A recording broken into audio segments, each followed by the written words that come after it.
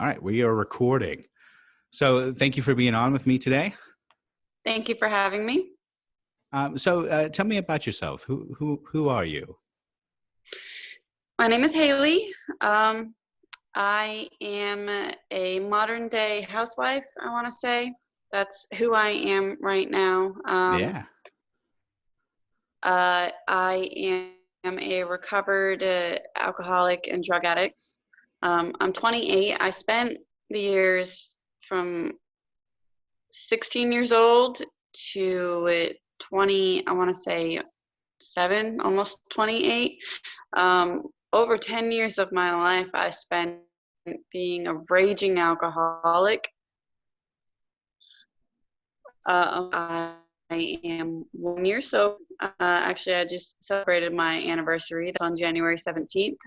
Right now it's January 30th. So I've been over a year where I haven't had anything to drink. But Congratulations. That's a huge milestone. Thank you. It's definitely praise Jesus. I could not have done it without him.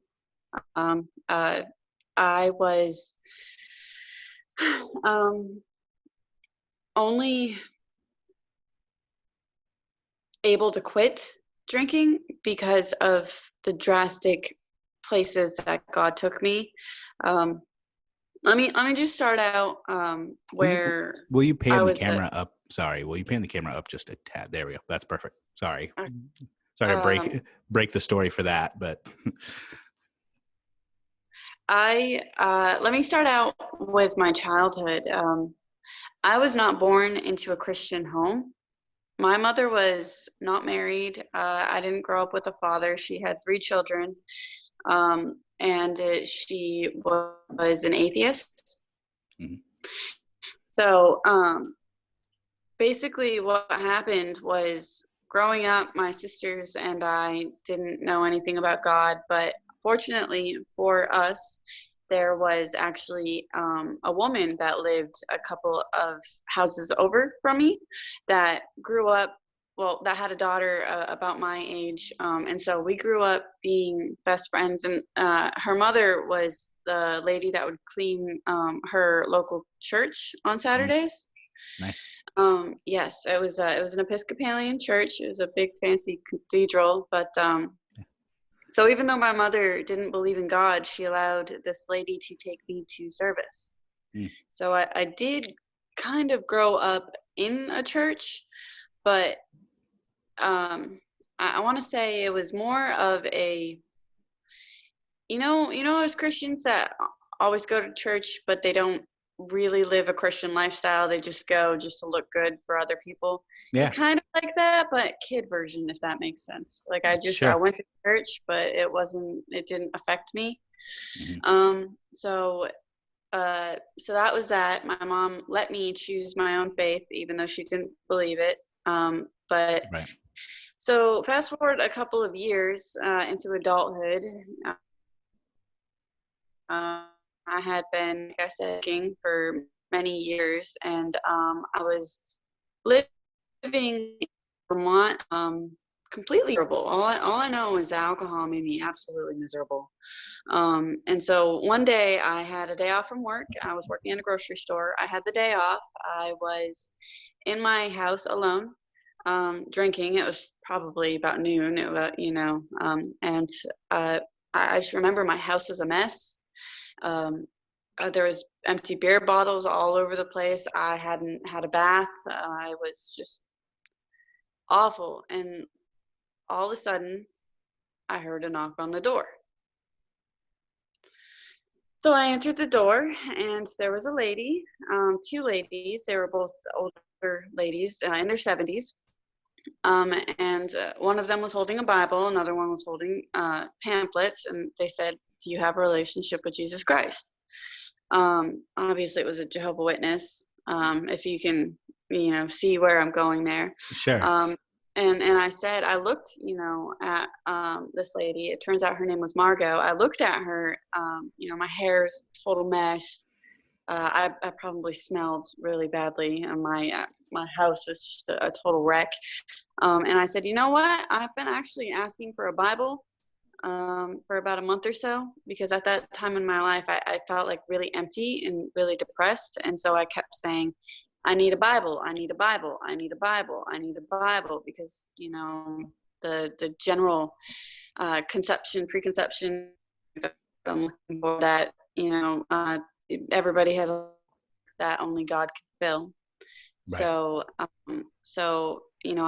had that stuck in my mind at that point in time, and I was actually just talking about getting a Bible for probably about a month before that. So when this lady showed up at my house and handed me a Bible and asked if she could come in, I looked at her and I want to say I was dumbfounded. That was probably the first time that I want to say that Jesus really kind of like was trying to get to me, kind of reaches his hand, down, knocking me on the head like, hello. Yeah. That was the first kind of turning point in my life, when this lady literally opened the door and said, here's a Bible, right when I was needing it the most. Right.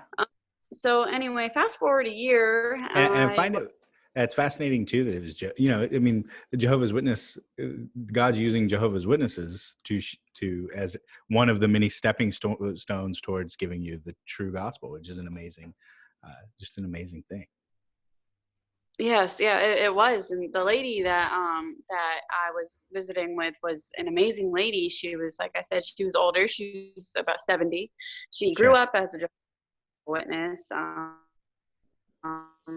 and she had the most youthful kind of her for a 7-year-old lady. Like, she just something about the way that she lived her life made her just so, I want to say, healthy. She was of health and happiness and peace. Sure. So just this lady, I was very gravitated toward her, and I let her in. Not at that point, I turned around, like, looked at my house, like, no, you can't come in. Sure. So I invited her back a week later, and I teach me to Bible studies week for an entire year. No, I'm not a Jehovah's Witness. I don't follow that faith.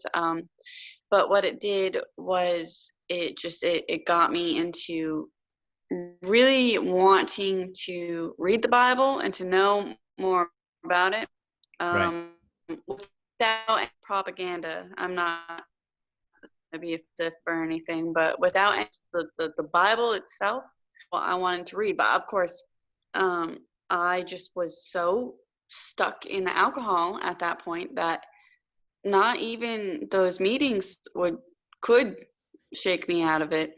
Right. So so there was kind of like that portion of my life where God was really trying to get his hands on me and save me from myself, but I just was in rebellion. So I Sure. refused to allow that to happen, which is really sad. It's actually a really sad thing. But anyway, fast forward, even from then, a couple of years, I was still in the alcohol. I had moved locations from living up north by Canada to Florida, with the man that I've been with for about 7 years at that time. We just changed locations, and I was still miserable. I was still drinking. I had stopped doing those meetings with the Jehovah's Witness, probably because I felt so guilty about, I was lying to her. I would Sure. brush my teeth, and I was hiding it. I was a fully functioning alcoholic, just pretending, like, completely ignoring the fact that I was so stuck in it. Right. So what happened was, when I moved out to Florida, I allowed that to still continue to happen. But I was falling apart emotionally. I wouldn't say physically, but like financially, I was spending all of my money on it. Right. I was literally looking through my car, looking for pennies, just trying to get one more beer, and getting mad when I didn't find anything. And it was tearing my relationship apart. So much so that when I was trying to talk to this man that like I said, have been with for most of my adult life. Right. He just didn't he didn't want anything to do with me. He said that he couldn't be with me if I continued to drink, and that he didn't think he could associate with me, which was a total wake up call. I want to say that was it was like cold hard reality. Like here I am, just being ridiculous, rebellion against God, knowing that I need to clean up my act and having no power to do so. And he broke up with me. I was going to kill myself. I was going to kill myself. I was sitting. We were living in a place that had like a pool. Um, one of like those kind of community pools. I was sitting in the driveway of our apartment, just got kicked out of, and I was looking at the pool, thinking, okay, well, I'm just gonna wait until sunset when nobody's looking, and I'm just gonna jump in it. Obviously, when a lot of people are planning on doing something like that, if they tell you something, it really means that they don't really want to do it. And so here Right. I am, just contemplating, looking at this pool. Like, I have nothing to live for. The man that I love wants nothing to do with me. I'm having financial problems. I can't do this anymore. So I started texting people, and I guess somebody took it seriously. And next thing you know, I'm getting a call from the police. And they're saying, "Oh, hi, stay on in. Somebody says that you're intending to hurt yourself. We can't have that happen. I'm sending somebody to come pick you up." So I stayed on the line, and I let somebody come and pick me up, and they put me into a what's the word, like a facility. I think in Florida it's called the Baker Act, Okay. where Yeah. they put you. Yeah. That's right. Where you're held until you're not deemed not to be a threat to yourself, right? Which can be days, right? Yep. It was about 3 days. Yeah. Um, so I did that, and unfortunately, when I was in there, I met a man. Uh, have you ever seen the movie Joe Dirt? Yeah. You have seen that I movie? I have. Yeah. It's buffering. Okay, so can you Sorry. picture? So you can picture what's his name? David Spade, and he's got Yep. the mullet and the overalls, Yeah. uh, and he's walking around. Okay, well, that's who I met. I know it sounds just ridiculous. It sounds far-fetched, but when I was in that facility, I met Joe Dirt, except that his name It was is Trash. Florida. I mean, that happened. Yeah. So he told me his name was Trash, that it was a street name, that's what people called him, and that he was a train car kid.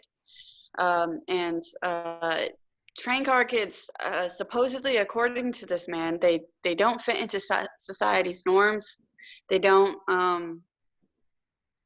They don't have a home. They don't have a steady location. What they do is they'll hang out by the train tracks, and whenever a train is about to go drop off a load at a different state, they'll jump on it and they'll hide and they'll store themselves away into one of the train cars, and they see the country that way.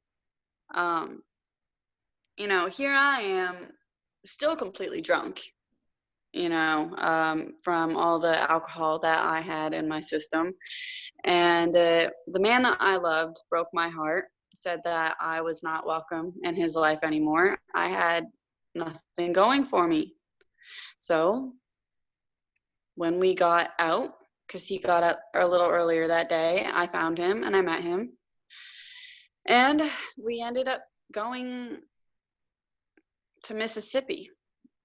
I mean, we weren't even supposed to go there. See, this is how God works, that I've noticed in my life. God does things that I just wouldn't.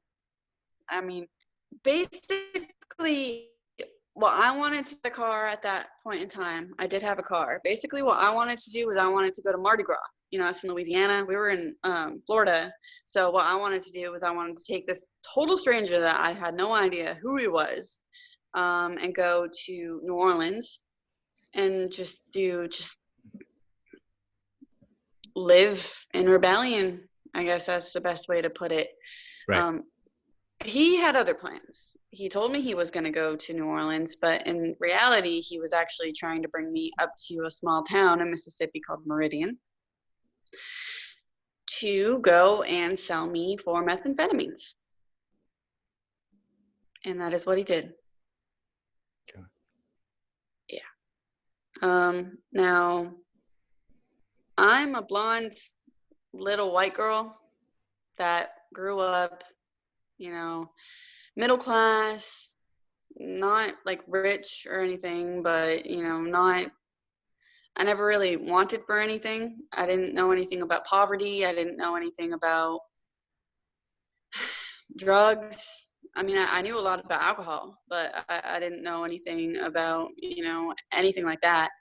And now all of a sudden I'm in Meridian, Mississippi. So I'm not going to name any names. But when I was there, I ended up, well, first of all, within 4 days, that man that led me up there, that I drove up there, I had like a total mental break. I don't know if you've ever heard of bath salts. I don't know what you know about them, but they make you lose your mind. They're Right. hallucinogenic. This man apparently got, somebody sold him a batch of bath salts, and he ended up taking off somewhere. I'm not sure where he went. All I know is that he abandoned me. And when he abandoned me, I went to the first person that he introduced me to, one of the first people. And, it was a pretty decent looking guy. He was charismatic, friendly, but I didn't really understand at that point in time what I was getting into. So anyway, a year later, I was still with that man, the one that I ended up hanging out with because the man that brought me to Mississippi took off on me. I wouldn't really say that we fell in love, but drugs kind of make you do some pretty crazy things. So, I mean, and that's what it kind of felt like at the time, at least that's what he felt like. But, when you're on drugs, your life is totally unstable. And, that the people that you are all around are also around more drug addicts and convicted felons, and it's just Sure. it's not a good lifestyle. So anyway, this man was definitely not who I originally thought that he was. And me having already spiritual things happen to me in my life where God was proving to me that he was real, I was especially enhanced by drugs. I was always looking for truth in things, like, okay, well, this has to be significant. This has to be significant. This has to be significant. This has to be significant. Sure. And so it really felt like to me that I was supposed to be with that guy. But, I mean, obviously, things got really dark, and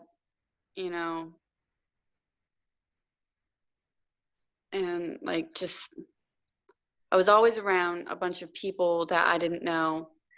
And they were always constantly feeding me drugs, more and more drugs, and, making me out so that I was crazy. And, once you're on enough drugs, it's said that you never come back to who you really are. And I felt like that's what those people were trying to do to me, just make me completely crack and lose myself. And,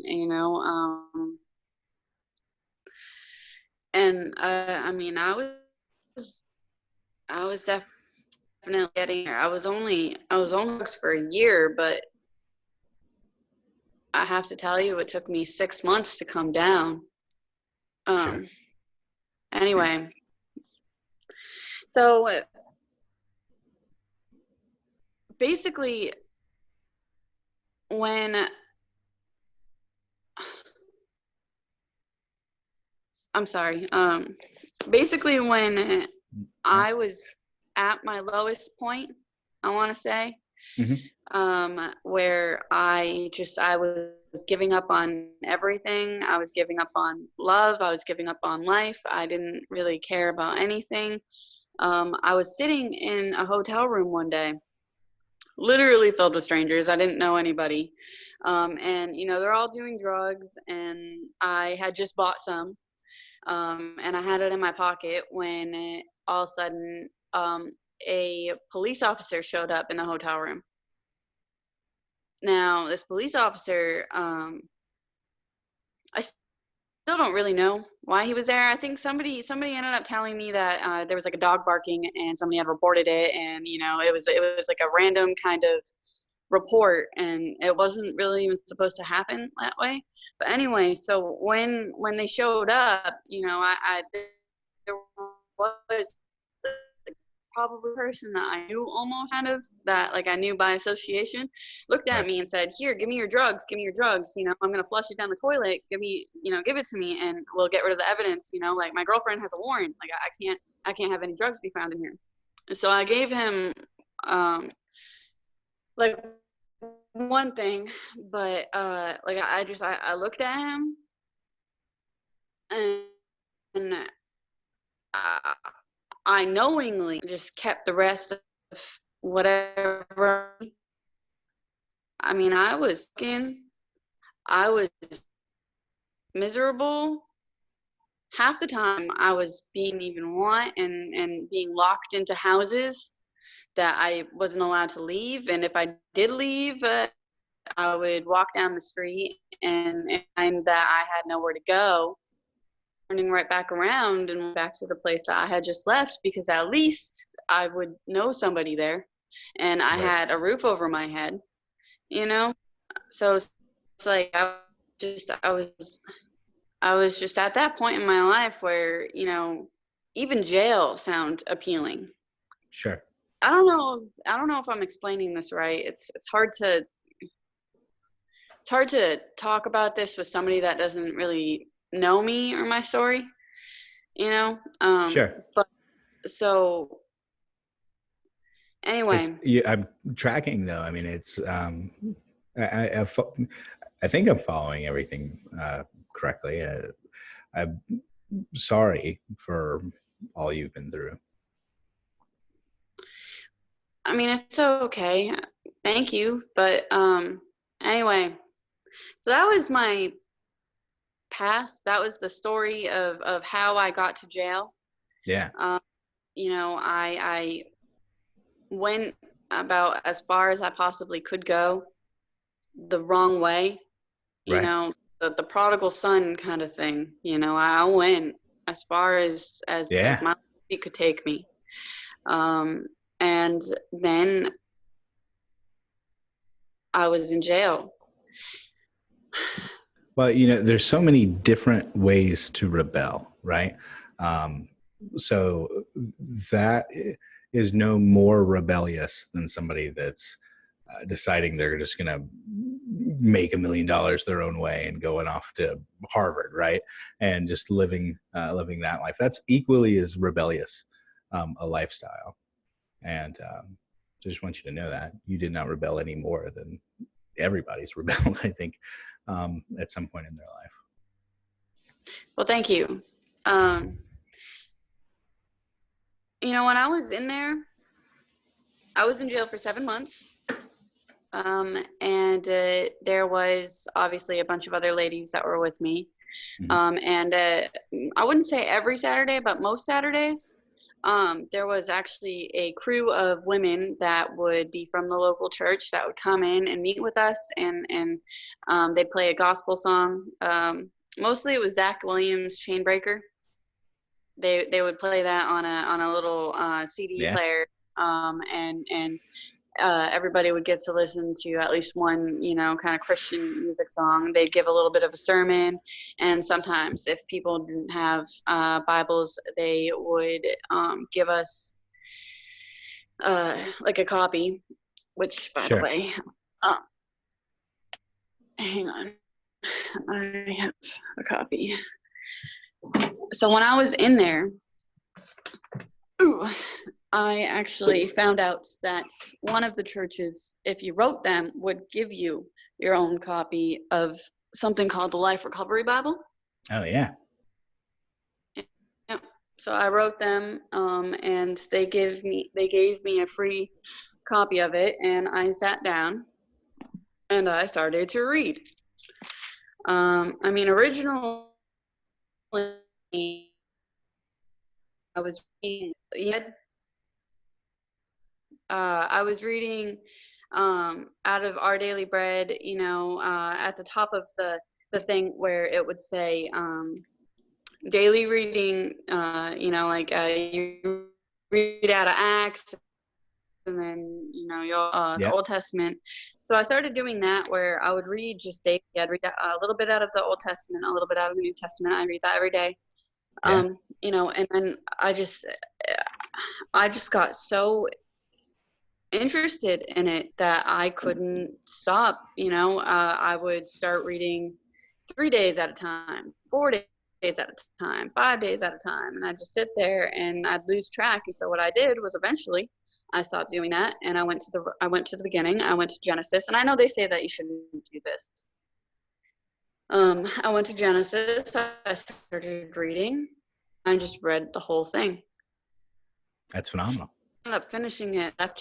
So I wouldn't say that it took me the whole 7 months. I'd say it took me about 3 months. About 3 months to read the whole Bible from cover to cover, and that's how I did it. Was I started out with just reading a little bit here and there, and it wasn't good enough. I felt like when I was doing it, God really just kind of, I wasn't on drugs. I wasn't with any men. I was just in a cell with the Yeah. Bible, and it was like a kind of like a Bible boot camp. Just Right. God was definitely speaking to me in any way that he could.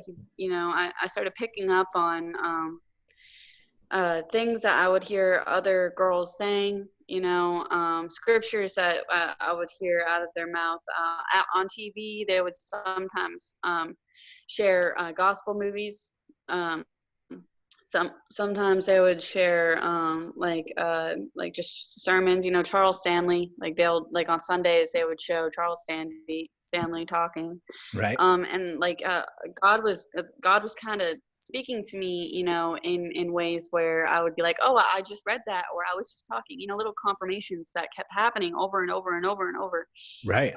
So one day, because when you're reading the Bible like that, and that's all you're doing, that's definitely mostly what you think about. You want to share it, you want to talk to people. So I was just sitting there, Jesus, Jesus, Jesus, Jesus, Jesus, Jesus, and I was praying, and so I had left one girl's cell, this lady that was in there most of the time with me, and we were praying over something, and I left the cell and I started walking around, because I didn't want to gain like a bunch of weight, so I would do my exercise while I was in jail. Sure. And I walked past the cell of this woman who, before she reached out to me, I didn't know much about her. I know that she had her own cell because she was very, I want to say, aggressive. Guards and other people, she would snap sometimes. So she wasn't really out with the population. So she called out to me, and I didn't even know she knew my name, but I was walking past her cell and I heard Hayley, and I looked at her and I said, yeah. She said, can you please pray with me? And I said, sure. What do you want me to pray about? She said, well, I'm hearing voices in my cell, and they're speaking to me and they're lying to me, and I don't know what to do. And I looked at her and I said, well, what are they telling you? She said that God isn't real. I said, well, that's a lie. I said, why are you talking to me about this? And she said, because you were walking past my cell and I just could see it on you. She said, I have a spiritual gift.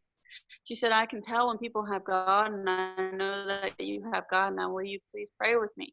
So I prayed with her. I mean, I don't remember the prayer, obviously.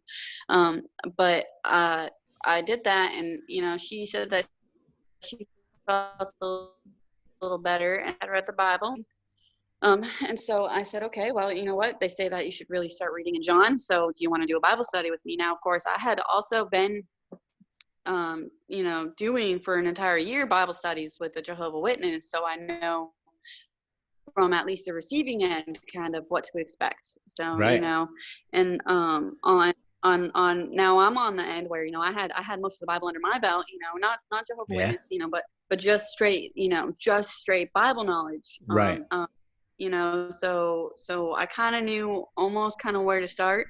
And so every day when I was out, or when she was out, because she'd be out we would go to each other's cells and we would sit and we would start reading the Bible. And we started, see, here's the mistake that we did. We didn't read it out of John. I don't know why we weren't reading out of John. We were reading out of Luke. But Fine. so we were reading most of it. And then just, I felt like the longer that we were reading, the harder it became. This is why when you contacted me, it was so fortunate that you contacted me, because I had a really bad experience with witnessing. And this is that bad experience was, it started out great. She came to me, she was eager to learn. And so I was reading with her, but she started, like, halfway through, she started, like, questioning. Remember she was saying that there was voices in her cell. Right. It was like the more we were trying to know about God and talk about Jesus, the more it was taken out of her. Mm-hmm. And she started, like, saying just some pretty blasphemous things, and I, I'm easily offended, especially when it comes to God, especially because of all things that He delivered me from. Right. So I was getting to the point where I didn't want to study with her anymore. I didn't want to do it. I wanted to because I wanted to help God's kingdom, but I didn't want to because I didn't want to, there was other ears in that jail. It wasn't just us two. There was at least 20 other girls with us that were all listening to us speak. So anyway, and I'm very ashamed of this. I'm kind of shaking right now thinking about this, but we got into a really bad fight. One of the big things that we kept fighting about, or getting into a dispute over, was about coffee. Because I don't know if you know anything about jail, but coffee is kind of a big thing. You have to pay for it. Paid for it. Some people they give all their food. They won't eat anything just for some coffee, and so she was just going crazy about coffee. It's all she would talk about. And, I'm sitting there trying to get over drugs. And I told her, that coffee, or whether it's crack cocaine. And, by being so addicted to coffee and only talking about it and only thinking about it and never being able to have a conversation where she wasn't bringing it up, I said, that's making an idol. And idol worship is really bad in the Bible. And, I said, well, how would you feel if God was, interested in you, but, He chose something that was more important? Like, that's so not cool. You can't, like, you need to just ease up on the coffee. And she wouldn't understand, and it was just stupid. So it was the day before my pretrial, because of course I was in there for a felony of methamphetamines. The day before my pretrial, I was out in the common area, and her and I got into a dispute. And I was on anti-anxiety medication when I was in there. I hadn't slept that night before. I didn't know if I was going to prison. And so I was not in a good place to talk to somebody that was trying to jab at me. And so I was outside of a cell of another girl that was also a Christian, and I was singing her, I was singing her a song, or something, just trying to ease my nerves, and this girl that I had been witnessing to looked at me and started screaming at me, and I was like, well, what's your problem, and she wouldn't stop.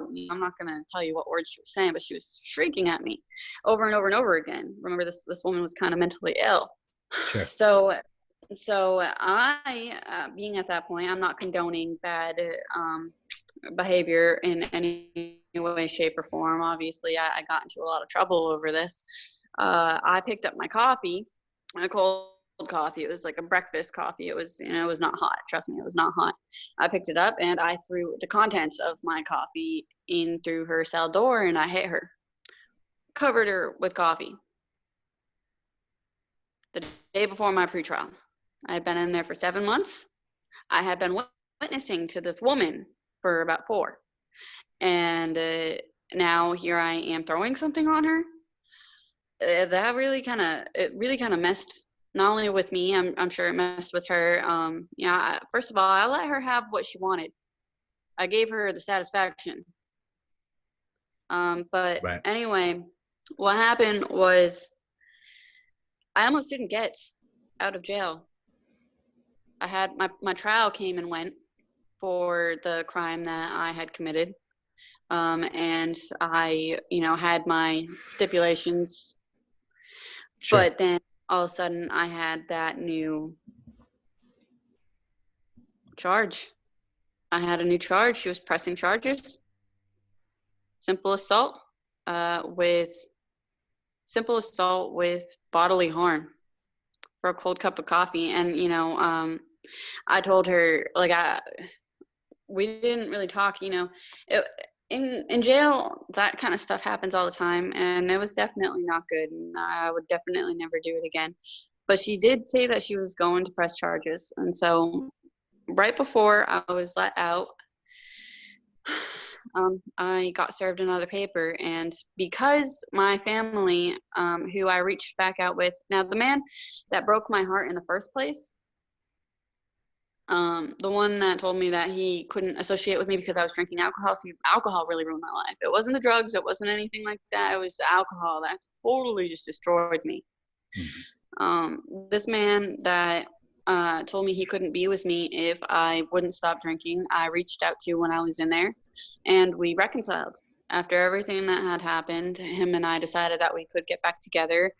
He contacted my family, and we just decided that if I could stop drinking and not do anything illegal, that we would get back together. And so my family kind of all, like, and his mother in particular, kind of all banded together and paid a lot of money to get me out.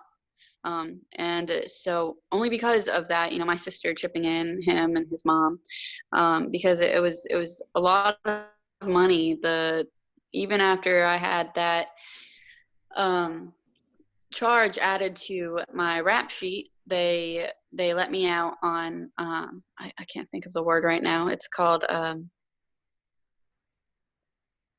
can't. They just said make it to your court date, or you're going back to jail. So Got it.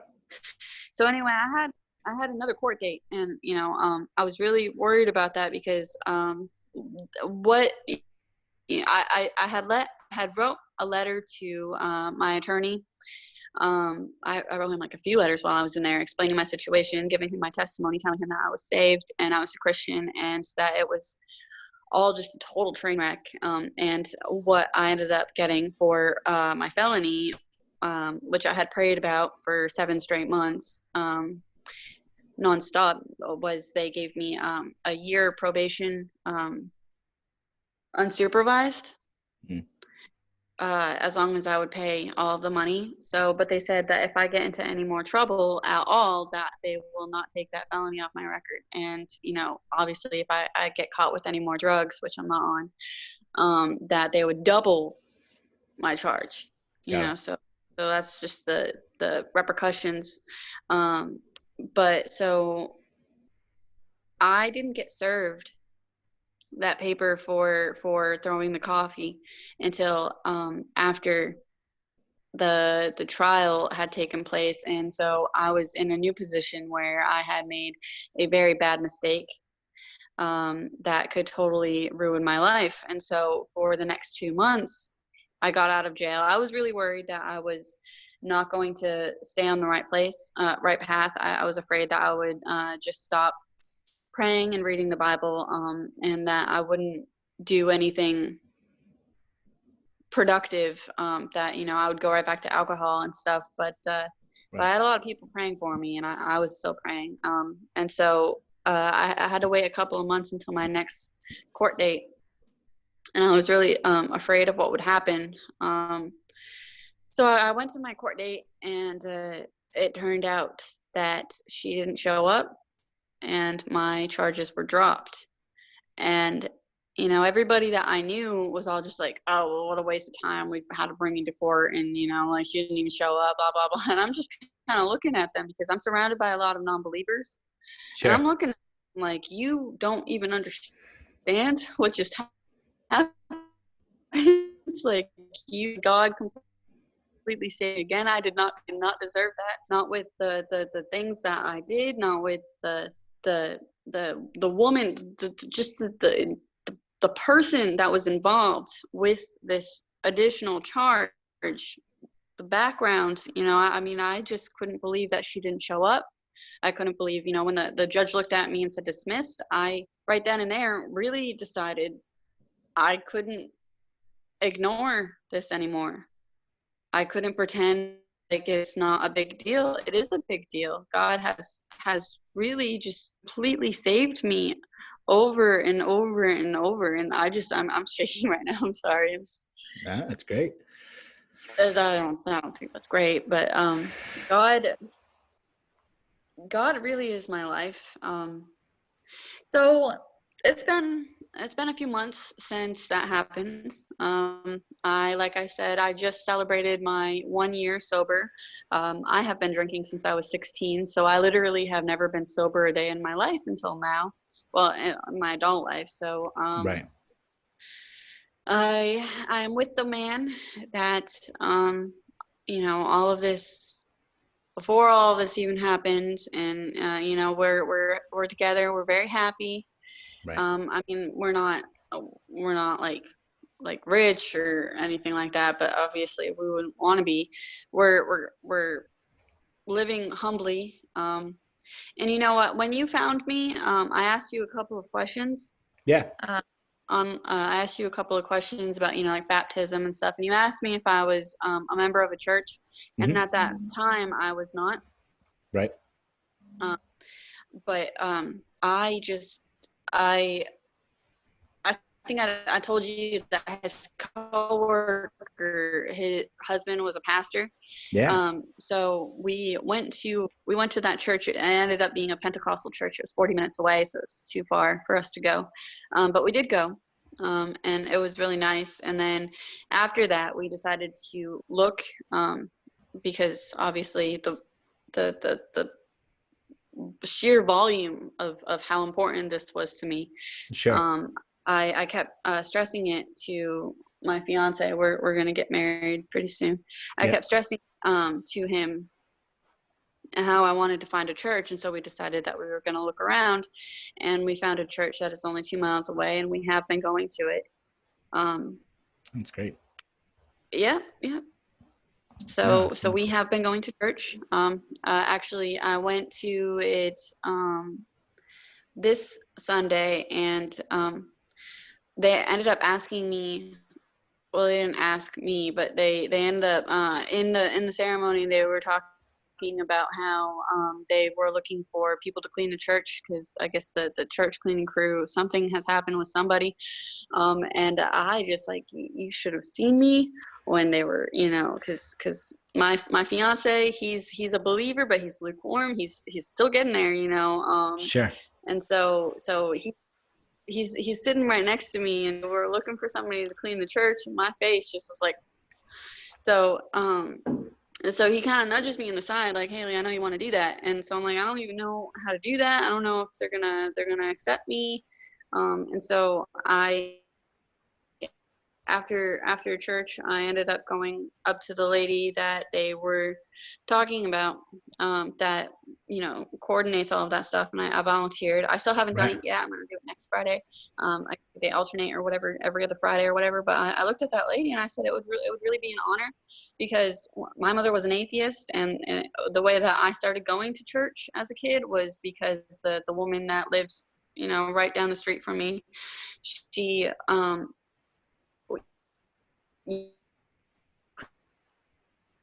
love to help you. Um, so that's coming up next Friday. That's awesome. And I just Absolutely. want to say one more thing about that church, was that we left after Saturday, not after Saturday, after the sermon. My fiance, he works. He's very important at the place that he works at. He's not really available to go to church every Sunday. And I was talking to the lady, that puts together the church cleaning service, and she said that she would arrange somebody to pick me up on Sundays that he couldn't go. Yeah. He left for work after that, and he ended up texting me, and he said, on the Sundays where I can't go, do you think we could go for evening service, for Sunday evening service? And I mean, I texted him back. I was like, "Who are you? Who is this?" And he's like, "Oh, this is just somebody pretending to be your fiance. This is Yeah. a computer. It was just a joke." I started to cry. I cry a lot because of stuff like this. But yeah, I told you at that time when I was asking you those questions. You asked me if I had joined a church, and I told you that actually turns out we're gonna go this Sunday. Thank you. I'm gonna attribute that to you, because if you hadn't been there to push me, well, not kind of nudge me into going, I definitely wouldn't have been a stickler about bringing it up.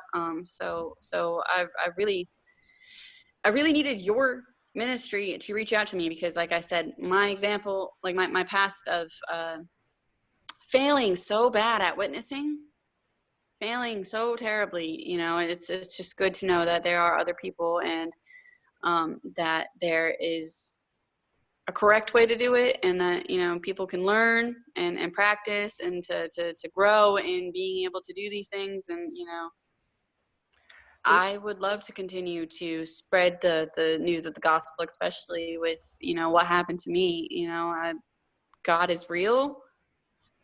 Jesus is the truth. Um, Well, you're going to be able to be much uh, more. I mean, You're going to be able to be much more effective yeah. ministering in to certain groups than someone like me or anybody could ever hope to be. You've been I don't know.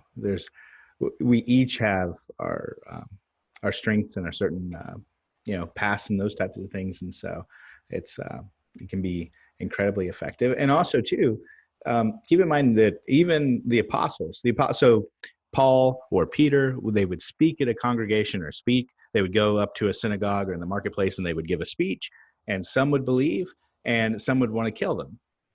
And so even they don't bat 100%. So it's like 50-50, I think, is as good as the apostles got. So it still just doesn't. I don't ever want you to get frustrated in witnessing encounters, because they almost always, very rarely, only actually a handful of times, I think, has a witnessing encounter ever only gone positively. Like, it always takes like a big step back, and sometimes it then goes forward again. Sometimes it doesn't, and sometimes you'll run into somebody on the street that you thought, last time you talked to that person, you were like, well, that person's never getting saved. And then is what you would say to yourself, which was a wrong thing to say. but then you run into that person 6 years later, and someone yeah, used another means to reach them. And so I don't know. Uh, there's no one right way, or no only one effective way, if that makes sense. Um, but I think you're going to make a huge impact in the world. So tell me, what um, what sort of parts of the Bible do you most identify with? I mean, do you have certain verses that like are your pet verses that you go to a lot? Philippians 4:6-8. Yeah. I know that's just kind of generic, but I mean, I've sat and read that whole book over and over again. Right. I just I really, those are my three, two, my three favorite verses of the Bible. I also Ephesians. I also I recently I love Acts. Because I mean I read the Bible once when I was in jail, so I read the whole thing. But since being out, I've also obviously I read it every day. I mean I've read for the second time around. I'm still reading my second time around with my third time around. My second time around, I've read Genesis through First Kings, or Samuel, I should say. Yeah. And then I got so frustrated with just reading the Old Testament, I needed Jesus, so I stopped there and I went back to John, and I read John. I read Matthew through Acts. And right now I'm halfway through Romans for that, and then I'm going to continue reading the rest of the Old Testament, and I'm going to go back and read the New Testament. Yeah. I mean the other way around. And I'm going to do that for my second time around. But actually, in the meantime, I on January 1st, since it is still January technically, Yeah. I started reading the Bible in a year from Christianity. So I have been reading New Testament, a little bit of Old Testament. So like I said, my favorite is Romans. I mean, is Philippians. I really like because I've had such terrible things happen to me. Sure. So just Philippians 4:6-8. Don't worry about anything, but with everything, you know, Yeah. and to find positives, not on negative things. Because right now, I'm trying to I can't forget where I've been, but I'm trying to think about, the blessings as opposed to just the fallbacks. So, so my fiance, he grew up with his mom being a Christian. Yeah. So she obviously tried to reach her kids, and they would go to church sporadically and stuff. And he grew up with Christianity, but he never really truly kind of accepted it. And so now that he's living with a crazy Christian, I mean, I consider myself to be like a Jesus freak. I'm a Jesus freak. I listen to a bunch of like Christian music and stuff like that. I have been, I wouldn't say forcing him, but I have been having him read out of John. Mm-hmm. Actually, tonight will be the last chapter. I would love to hear your thoughts and to have some tips on how to effectively do this, because I shouldn't be witnessing to him because it's backwards. Well, But it's really important to me that he reads the word himself. Excuse me. that is no, that's not backwards. I mean, it's backwards from what God's created order is. I mean, like that's like, but the I mean, Paul gives a wife specific instructions or specific means for witnessing to a lost husband. And so, I mean, that means it's definitely a sanctioned route, right? It's definitely a way for a husband to get the gospel. I mean, my wife, she was my girlfriend. And then my fiance, but she was always a Christian. I wasn't. And I was actually not. I always thought she would grow out of it, was literally my thoughts. I was like, she just hasn't figured this out yet. But it was, so my wife was the primary witness to me. We were actually forced to attend church for 6 months to use the pastor that she wanted to use. They required 6 months of attendance and a sort of class that we had to take prior to being allowed to be married by this church. And it was actually in that process that I first ever really, truly started thinking that maybe Christianity was more than just a whole bunch of nonsense. And so the Lord very much used my wife as a way to bring me around.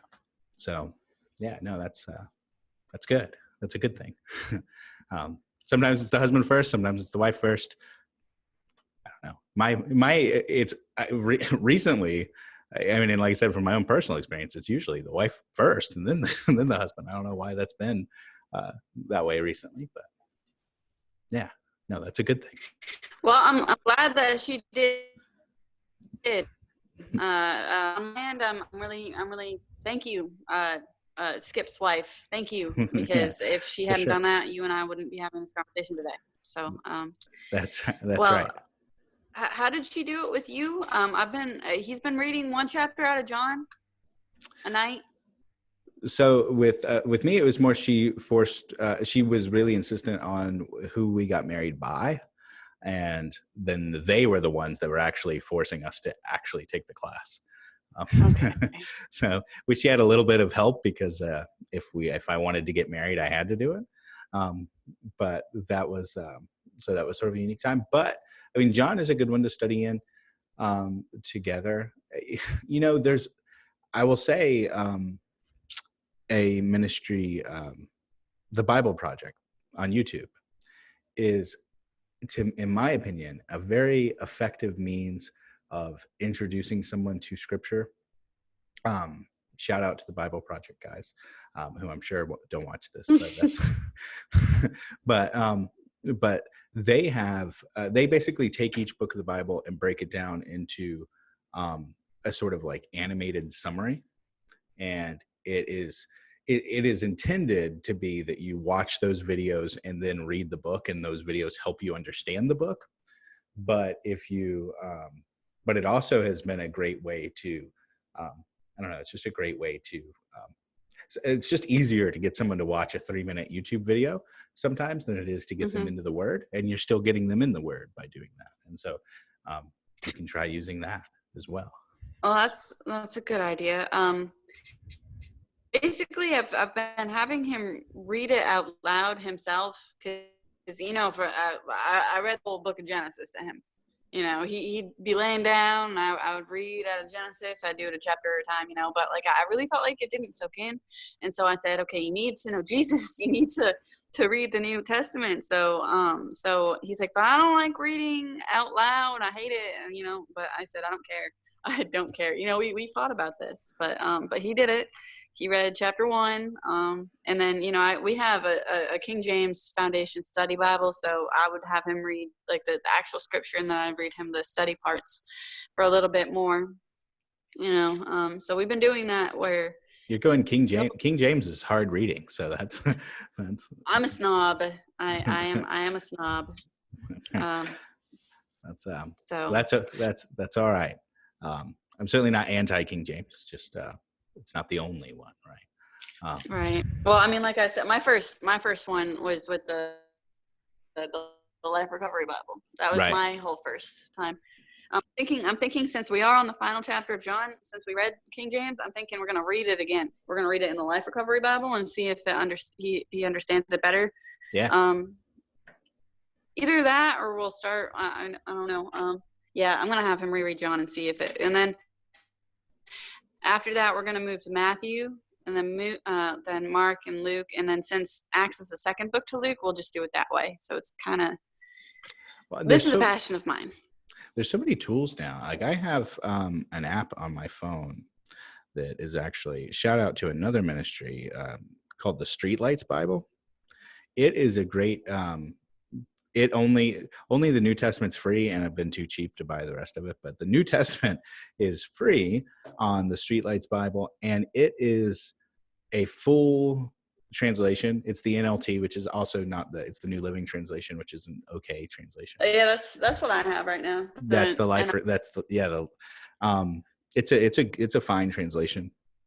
But it's set to more of like it sounds like rap music, if that makes sense. And it is one that I will listen to. Like my wife is also forcing me to run now. So like when I run in the mornings and those types of things, I will listen to that. And that has actually, that's obviously not a substitute for sitting down with the word and spending time with the word. But again, if you're just trying to get someone to, that is definitely a means of hearing the word. So there's just, I say all that to say that there's no one way to do it. spending time in the Word. I kind of read the Bible in multiple different ways myself. I usually will take a book and depending on the length of the book, um, meaning one book of the Bible, so like Philippians or like First Chronicles or something like that, and I will go a little bit more in depth where I'm only reading maybe a part of a chapter a night, but maybe it takes me like 40 minutes to read that part of a chapter because I'm breaking it apart, and diagramming sentences and things. So I'll do like an in-depth read, and then I'll also listen to it while I'm doing other stuff. And so I've kind of that's what I'm doing right now in terms of my own personal Bible study. But there's, I spend a lot of time in the car, and I get to listen to, sometimes I'll listen to music or those types of things. I'll listen to books on tape, although I don't know if it's on tape, if it's on this, but then also listening to the Bible rap version, thanks to streetlights, which is so cool. You went away for a little bit there. My phone, I had to plug it in. No worries. But so anyway, there's all these different ways and all these different tools. Thank you. I think your story is helpful. What would you say out there to the person who's been hearing this or who's been listening to this and who is still, I don't know, they know maybe that they have a need, but they don't know quite yet what to do about that need? Okay, so a commonly known story is about Jesus with the demon possessed man. The I Am Legion. Yeah. Where there was a one man and nobody could contain him, and he was constantly cutting himself, and when Jesus asked what the name was of the demon that was possessing him, they said that we are legion because we are many, and then they asked for Jesus to cast them into the herd of swine. I would say if there was anybody that was on the edge that wanted to know, I want to just say, please stop focusing so much on those demons. Don't focus so much on the demons and the herd of swine. Why don't you focus on the man that because before, I personally relate to that man, because before I found Jesus and I went to jail, I was that man that was constantly cutting myself and hanging out in graveyards and stuff like that, and it took Jesus to exercise them out of me. But after all of that was said and done, and the townspeople came to check up on this demon possessed man, they found him, dressed and perfectly fine, just sitting on the feet of Jesus, looking up at him in his right mind, wearing clothes, because before he wasn't. Exactly. I would just stop focusing on those pigs. Stop focusing on those pigs. I speaking as that person that is now fully clothed and looking up at Jesus, please. It can happen to you too. It can happen to you too. Absolutely. Well, awesome. Well, thank you very much. Thank you. I'm going to hit pause on the recording here. Anything else you'd like to say on the recording? Thank you, Skip. Thank you.